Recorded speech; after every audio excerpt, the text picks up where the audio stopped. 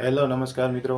અગાઉ આપણે જોયું કે આગલા વિડીયોમાં આપણે જોયું કે કઈ રીતે આપણે યોગ ગણ હોય વિચ્છેદ ગણ હોય તો તેનો સંબંધ આપણે કઈ રીતે જોઈ શકીએ।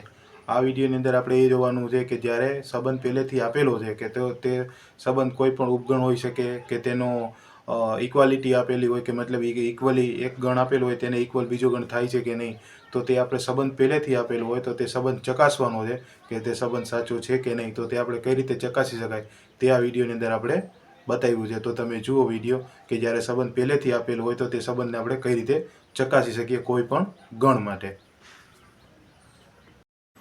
હેલો નમસ્કાર મિત્રો। આપણે જોયું આગળ કે કઈ રીતે સંબંધ આપણે સાબિત કરી શકીએ। હવે આની અંદર આપણે જોવાનું છે કે જ્યારે ગણ આપેલા હોય ત્યારે કોઈ આપેલા હોય પરિણામો, તો તેને આપણે પરિણામો કઈ રીતે સાચા છે કે નહીં તે કઈ રીતે ચકાસી શકાય તે આપણે અહીંયા જોવાનું છે। તો સિમ્પલ આપણે પહેલો અહીંયા જે ચકાસવાનું છે સમીકરણ તે છે a ગુણ્યા b છેદ c ઇઝ ઇક્વલ ટુ 1 ગુણ્યા b છેદ a ગુણ્યા c। આપણે આ વિધાન છે તે આપણે ચકાસવાનું છે તે કે વિધાન સાચું છે કે નહીં। તો b છેદ c બરાબર છે a ગુણ્યા b છેદ c આપણે લઈ લઈએ અહીંયા। તો સિમ્પલ શું થશે 1 2 3 4 છેદ c કેટલા છે 5 અને 6। તો a ગુણ્યા b છેદ c કેટલા આવશે ખાલી ગણ ઓર 0, તમે ગમે તે તમે લખી શકો સિમ્પલ અહીંયા બરાબર છે કે ખાલી ગણ કે મતલબ બેમાંથી એક એમાં કોઈ સમાનતા નથી। હવે એવી જ રીતે a ક્રોસ b આપણે પહેલાં એ શોધી લઈએ। તો a ક્રોસ b કેટલા થશે તો એના ઘટક બીના બધા ઘટક હારે તો 1 1 1 2 એવી જ રીતે 1 3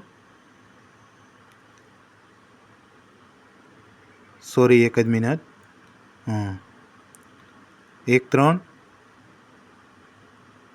1 4 બરાબર છે। એવી જ રીતે બેના 2 1 2 2 2 3 અને 2 4। તો સિમ્પલ આપણે અહીંયા a ક્રોસ b શોધી લીધા છે। હવે એવી જ રીતે a ક્રોસ c આપણે એ શોધી લઈએ।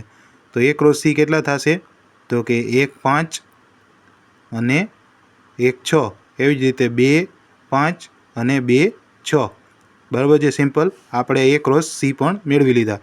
હવે આપણે સમીકરણ શું છે તો સમીકરણ એવું છે કે a ક્રોસ b છેદ a ક્રોસ c આપણે એ શોધી લઈએ। a ક્રોસ b છેદ a ક્રોસ c હવે બંનેની અંદર જે કોમન હોય તે કોમન આપણે લખવાનું છે। તો કોમન શું છે ખાલી ગણ ઓર 0, તો આપણે અહીંયા 0 ઉપર પણ 0, તો આપણે આ સમીકરણ છે a ક્રોસ b છેદ c બરાબર a ક્રોસ b છેદ a ક્રોસ c સરખું થાય।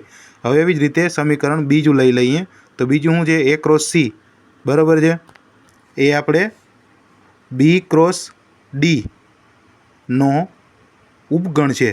આપણે આવું વિધાન આપેલું છે સિમ્પલ।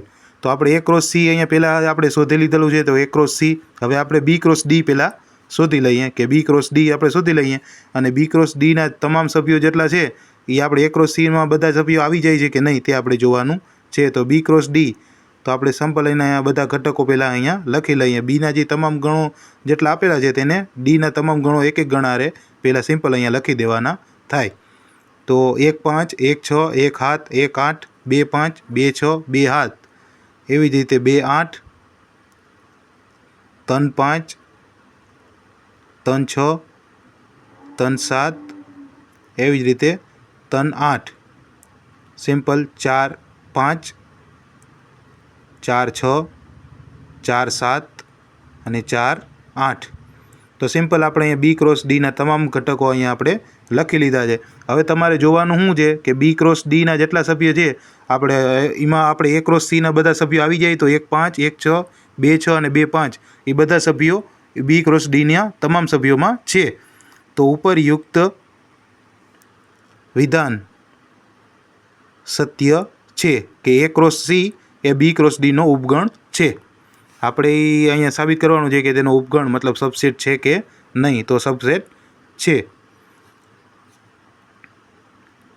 હવે સિમ્પલ તમે આ રીતે કોઈ પણ જે વિધાન આપેલું હોય તો તમે આ રીતે ગણની મતલબ રીતથી તમે કોઈ પણ વિધાનને સાબિત કરી શકો કે તે વિધાન સાચું છે કે નહીં।